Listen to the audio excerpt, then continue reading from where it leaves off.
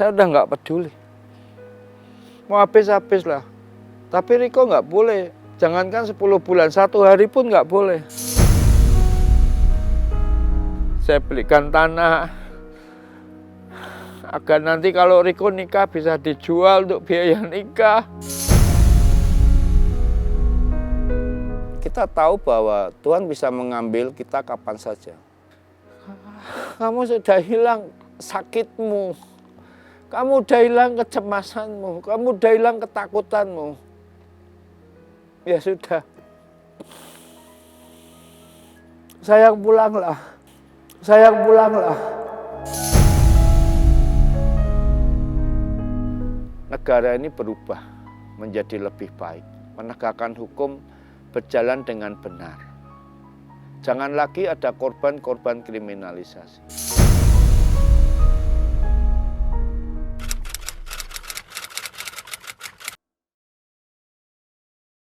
Oke, Riko itu anak kandung saya yang memang sudah 4 tahun lebih dikriminalisasi sedemikian rupa oleh 3 lembaga penegak hukum di Polda Metro Jaya, lalu di Sambung Jaksa Negeri Kota Bekasi, dan seterusnya, sampai ke PN Kota Bekasi. Nah, tujuan saya menyampaikan surat, saya ingin menyampaikan secara benar dan secara jujur bagaimana perasaan kami sebagai orang tua melihat Riko Pujianto dijolimi sedemikian rupa. Yang mana Riko sama sekali tidak pernah melakukan satu tindak pidana yang dituduhkan, yaitu pasal 374 KUHP. Bahkan Riko itu dieksploitasi. Riko merupakan sales besi di Jawa Tengah. PT Pratama Prima Bajatama Narogong Kota Bekasi itu bertugas di Jawa Tengah, menjual ke 18 toko di kota-kota di Jawa Tengah. Ada Tegal, Purwokerto, Purbalingga, Jogja, Semarang, dan seterusnya. Nah, Riko itu kontrak kerja di perusahaan itu selama per tahun diperpanjang. Nah, kontraknya PKWT namanya, perjanjian kontrak waktu tertentu. Itu dari 2019 ke 2020 sudah habis. Bulan Juli tanggal 12. Sejak awal Riko bekerja itu tepatnya Maret 2018, perusahaan ini memberikan syarat kalau sales harus ada jaminan SHM dan sertifikat asli. Maaf, sertifikat SHM dan ijazah Riko yang asli S1. Sebagai jaminan kerja. Artinya Riko sebagai sales PKWT harus menyerahkan jaminan kerja berupa surat tanah rumah milik saya yang atas namakan Riko. Itu saya dan istri saya yang beli sejak 2017. Namun karena dia ingin sekali bekerja di perusahaan tersebut, maka persyaratan dari Dedi dia kasih SHM itu tanpa seizin saya. Terus terang saya awalnya tidak tahu, Pak. Nah, tiba-tiba tahun 2019 dibuatkan surat perjanjian notaris, diikat di situ. Yang mana menjelaskan beberapa pasal, ada kalau Riko misalkan keluar harus akan dikembalikan surat SHM-nya, aturannya begitu. Tapi kenyataannya ketika kontrak itu sudah habis, Riko mau keluar dan meminta surat SHM maupun ijazahnya nggak dikasih, ditahan. Nah, Riko boleh keluar apabila Riko bisa mencarikan sales pengganti. Itu persyaratan yang menurut saya kurang bijak lah atau jahat lah. Nah, sudah selama 2 bulan Riko tidak bisa mencari sales pengganti, yaitu bulan Agustus. Terakhir kontrak kan Juli tanggal 11. Masuk Agustus, masuk September, masuk Oktober. Riko akhirnya saya bilangin, kok jangan, karena kamu nanti bersalah kalau kamu masukkan ke perusahaan orang lain mengalami intimidasi seperti kamu, kasihan dia. Jadi saya akhirnya Riko nekat. Perusahaan ini menerapkan penjualan dengan sistem 2 macam. Kodenya PT, yaitu PPN, ada faktur pajaknya, dan kodenya Tele, itu non PPN. Nah, itu kurang lebih perbandingannya 82 lah, 8 non PPN, yang PPN PT. Nah, persyaratannya tidak boleh ditransfer ke rekening perusahaan yang Tele itu. harus diambil uang cash, disetorkan ke kantor di Bekasi. Riko kan areanya Jawa Tengah. Itu 2 minggu sekali harus berupa cash. Jadi karena anak saya tidak boleh keluar, makanya seluruh tagihan yang terakhir itu ada toko Jonoto, Baru 2, Toserba, CV Aneka Logam. Kebetulan saya menguasai karena saya kenal toko-toko itu. Nah itu Riko meminta toko tersebut mentransfer ke rekening PT langsung. Tujuannya agar dia dikeluarin gitu aja, karena dia mau keluar. Nah, itulah yang membuat Dedi Setiawan Tan alias Acuan, pemilik komisaris PT Pratama ini ngamuk. Marah, tanggal 8 itu transferan 225 CP Aneka Logam Tegal, Kobudi namanya. Sampai sudah terlanjur ditransfer suruh batalin. Jadi ngirim Riki Kusnadi bersama Riko ke Tegal untuk membatali uang yang sudah ditransfer ke perusahaan rekening itu. Nah, karena Riko melakukan hal itu, Riko dipukul. Dipukul, disekap, ditampar. Memang nggak keras, diintimidasi, dipaksa sedemikian rupa membuat surat pernyataan bahwa dia menggelapkan sebanyak 9 lembar. Jahat sekali. Karena saya kehilangan kontak Riko, mamahnya cemas tanggal 10, 11, 12 Oktober. Kemana nih anak ini? Biasanya kan tiap sampai di Bekasi telepon mamahnya. Tidak pernah tidak. Tiba-tiba hari Sabtu, Minggu, Senin HP-nya hilang kontak. HP kantor hilang kontak. Ternyata dirampas sama Dedi, disekap, nggak boleh pulang, diajak keliling, dipaksa untuk dia mengaku bahwa dia menggelapkan. Sampai 49 jam ini. Dengan dikawal ketat satpam, direktur utama namanya Winoto, lalu sopir sales, Riko diawasi ketat, tidak boleh kemana-mana. Dan itu kami laporkan ke Polres Metro Kota Bekasi, sudah dinaikkan ke sidik, sudah gelar perkara, sudah akan ditetapkan menjadi tersangka si Dedi Setiawan ini atas pasal 351 dan 333 di unit Kamnek Polres Metro Kota Bekasi. Tiba-tiba keluar sprint dari Polda Metro Jaya. 2 perkara laporan mereka di Bantar Gebang sama laporan kami di Polres Metro Kota Bekasi ditarik ke Polda. Ditarik di unit 4 Jatantras Polda Metro Jaya.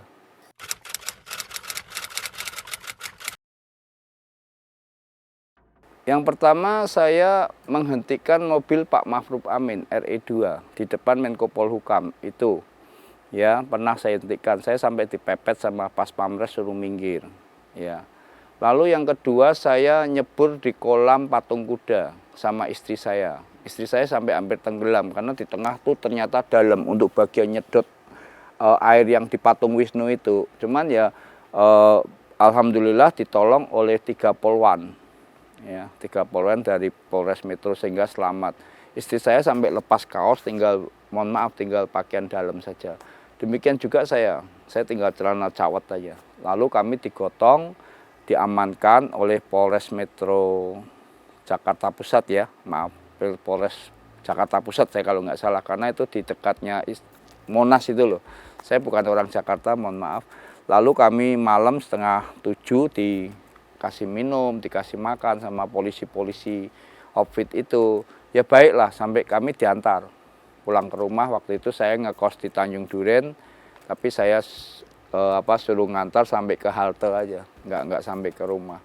Nah itu yang kedua. Lalu yang ketiga, saya mohon maaf, saya TL Jang. Jadi lepas pakaian bugil di PN Kota Bekasi pada tanggal 4 Oktober. Akibat daripada 7 macam barang bukti itu tidak disertakan di dalam pembuktian persidangan. Padahal 7 macam barang bukti itu vital. Itulah yang menjadi novum kami di PK. Dan itu memang sengaja dihilangkan sejak di Polsek Bantar Gebang, lalu di Polres Metro Kota Bekasi, lalu di Polda Metro Jaya, bahkan sampai ke atas lagi ke Kejaksaan, ke pengadilan. Itu sama sekali barang bukti itu selalu kalau saya minta entar ya, besok pembuktian, entar besok. Tapi proses tetap jalan terus, agenda sidang tetap jalan terus. Yang terakhir makanya saya ngamuk sampai saya mohon maaf itu TL Jang itu ya, gempar itu, bubar semua itu sekitar jam 3 sore itu. Gara-gara itu Saya udah putus asa, Pak. Riko itu seandainya nih minus pun, tapi kan ini tidak. Seandainya Riko menggunakan uang pun, nggak bisa dipidana, Pak. Karena ada jaminan sertifikat. Apalagi setelah berjalan persidangan ternyata setoran Riko ada lebih bahkan. Riko tidak pernah kekurangan, mohon maaf, karena saya anak satu-satunya dan saya punya usaha di luar pulau. Riko itu anak yang kita jaga benar. Tapi ya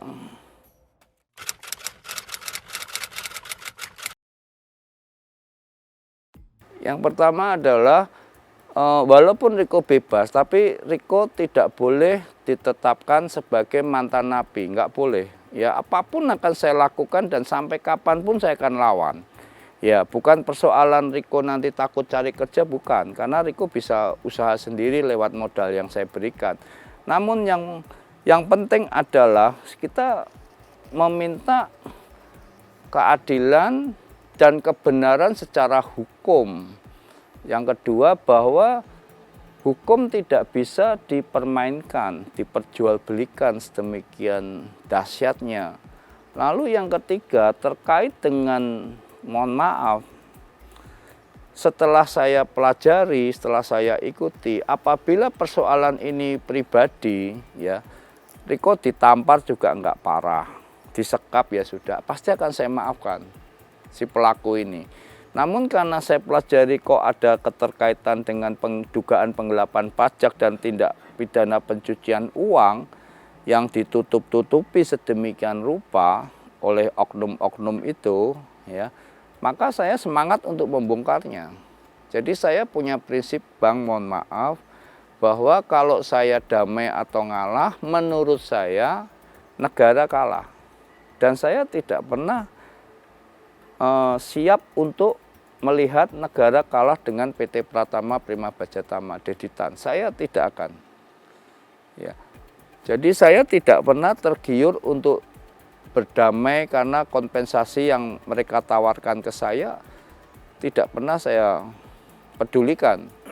Lalu yang kedua, target saya adalah Dedi Setiawan harus dipenjara agar tidak lagi ada orang yang bisa mempermainkan hukum. Dan sebagai acuan agar, mohon maaf, bos-bos yang diduga menggelapkan pajak itu kapok, takut mereka. Kemudian yang ketiga, negara mendapatkan pemasukan uang dari hasil penjualan PPN tadi, pajak penambahan nilai, dan PPH, yang nilainya sebetulnya nggak kecil, nggak kecil. Di sini ada 5 sales, ya teman-teman Riko 4, Riko 1 itu kalau omset per bulan di atas 15 sampai 20 miliar. 15 miliar lah anggap aja. Ya. Kalau misalkan PPN-nya 1,5 miliar per bulan berarti setahun berapa? Dan saya enggak tahu. Kenapa harus saya perjuangkan? Wong saya juga bukan orang yang menikmati daripada hasil PPN, saya bukan pegawai negeri.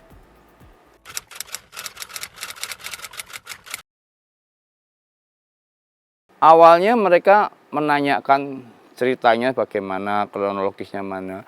Lalu karena di TikTok saya terus keluar bersuara, itu banyak, Bang. Ada 3-4 orang dari lembaga penegak hukum juga mohon maaf, dari lembaga TNI lah saya sebut ya. Dari beberapa orang yang punya kedudukan yang tinggi itu membantu saya. Jadi pimpinan-pimpinan dari lembaga hukum pemerintah ini membantu saya. Untuk pembiayaan kan saya katakan bahwa uang saya sudah habis. Tidak punya uang, saya sudah jual rumah, jual tanah 2, rumah saya jual, mobil saya jual. Pokoknya hancur semua. Semua kehidupan saya hancur. Semua tabungan yang saya kumpulkan dari Batam untuk masa tua saya habis. Gara-gara ini. Saya udah nggak peduli. Mau habis-habis lah. Tapi Riko nggak boleh di penjara. Jangankan 10 bulan, 1 hari pun nggak boleh. Riko nggak layak ditetapkan jadi tersangka, nggak ada satupun barang bukti, alat bukti nggak ada. Semua rekayasa, kesaksian palsu, semua dibuat dan saya sudah membuktikan pada penyidik, kepada jaksa, kepada hakim, tapi semuanya dibuang, disingkirkan. Saya orang nggak punya, habis-habisan dibuat habis. Sebetulnya saya ya nggak miskin sekali, saya masih punya usaha yang saya rintis di Batam dari tahun 2000 sampai 20 tahun lah. Saya tabung, saya belikan tanah, agar nanti kalau Riko nikah bisa dijual untuk biaya nikah, untuk usaha dia, tapi habis.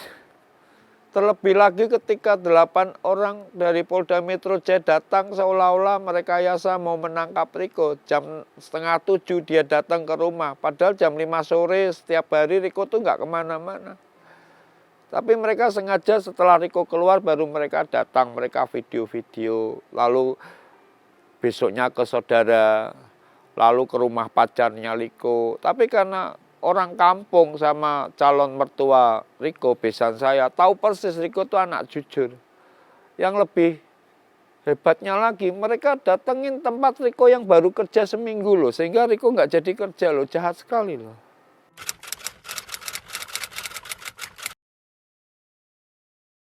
Yang pertama saya menjelaskan dan menerangkan kepada kalayak ramai ya masyarakat bahwa inilah yang sebenarnya. Ya, bisa dilihat dari pembuktian di PN Bekasi, Riko dibebaskan, bebas murni. Ya, tidak terbukti sama sekali. Itu udah kemenangan kami. Lalu mereka bermain di kasasi lah.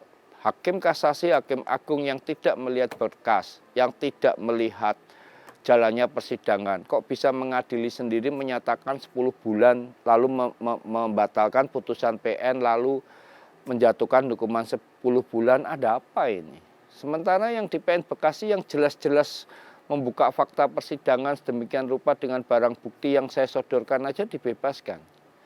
Nah, yang pertama itu. Lalu yang kedua bahwa kami mengalami semua ini terus terang karena saya ingin mendidik anak saya untuk bisa berbuat untuk negara. Tujuan saya hanya itu. Tujuan saya hanya saya ingin mendidik, mendorong kamu jangan mau kalau mohon maaf dalam tanda kutip dipaksa, diintimidasi, tapi kamu nggak punya keberanian untuk melawan. Nah itu yang kelemahan Riko. Riko itu baik mas, nggak punya nyali gitu. Dia cuma takut dan takut. Dia nggak pernah mau ribut dengan siapapun. Nah, saya nggak mau anak saya begitu, maka saya dorong dia untuk berani melawan. Dan dia udah bilang, Pak, Deddy Setiawantan tuh backingnya kuat loh Pak. Nanti Riko yang penjara loh Pak.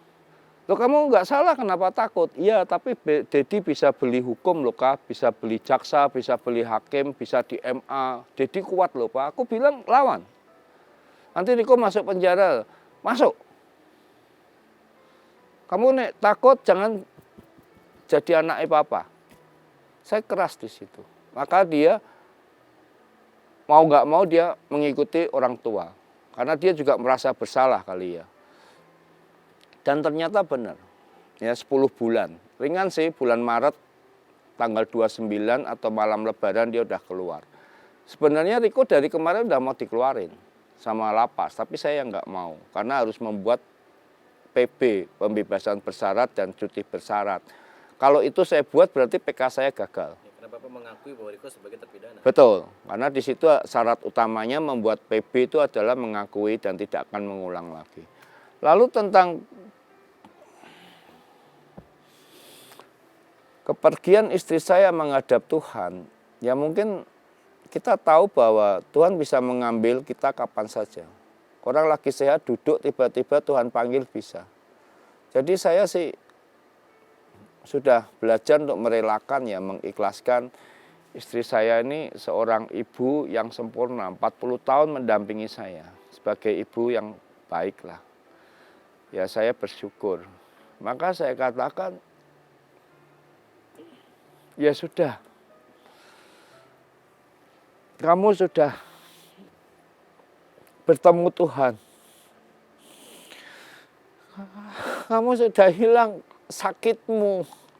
Kamu udah hilang kecemasanmu. Kamu udah hilang ketakutanmu. Ya sudah. Sayang, pulanglah.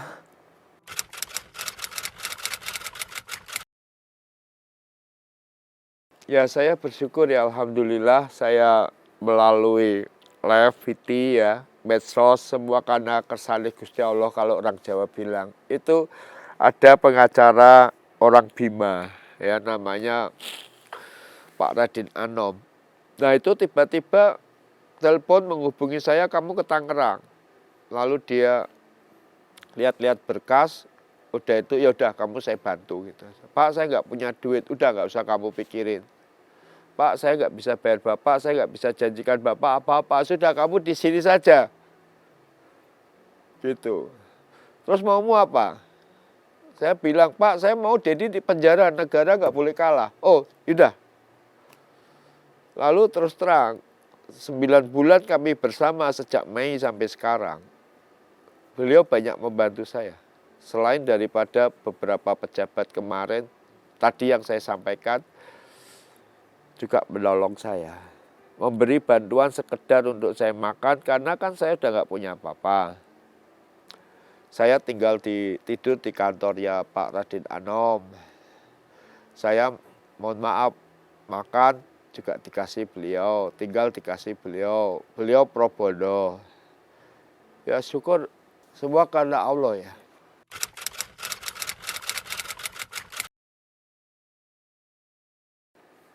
Kita akan berterima kasih kepada Pak Radin Anom. Ya, Riko akan harus bersyukur dan sangat bersyukur adanya Pak Radin Anom. Mungkin beberapa hari lalu minta petunjuk-petunjuk Pak Radin Anom. Karena Pak Radin Anom itu sudah menganggap Riko sebagai anak, keponakan, saya juga sebagai kakak atau saudara. Itu. Lalu ya selanjutnya kami ke rumah besan saya ya, istrinya kan.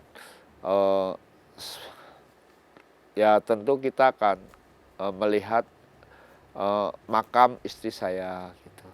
Ya biarlah Riko bisa melihat kuburan mamahnya lah gitu. Ya saya bersyukur jika diberi kesempatan untuk berbicara di video ini maupun secara langsung kepada Bapak Prabowo yang sangat saya cintai, yang sangat saya muliakan. Ya Bapak Prabowo, kami hanya rakyat kecil ya yang tidak bisa berbuat banyak ketika harus berhadapan dengan konglomerat yang diduga melakukan tindak pidana penggelapan pajak negara. Ya, kami hanya mohon biarlah saya bisa melihat ada keadilan di negara kita. Saya hanya mohon negara ini berubah menjadi lebih baik. Menegakkan hukum berjalan dengan benar. Jangan lagi ada korban-korban kriminalisasi. Saya mohon itu saja dan saya sangat bangga dengan kepemimpinan Bapak Prabowo selama 100 hari ini. Ya, saya tapi tidak berani meminta banyak karena apalah saya. Saya bukan tokoh, saya bukan orang penting, saya hanya orang biasa yang ingin agar negara ini menjadi lebih baik. Demikian, terima kasih Bapak.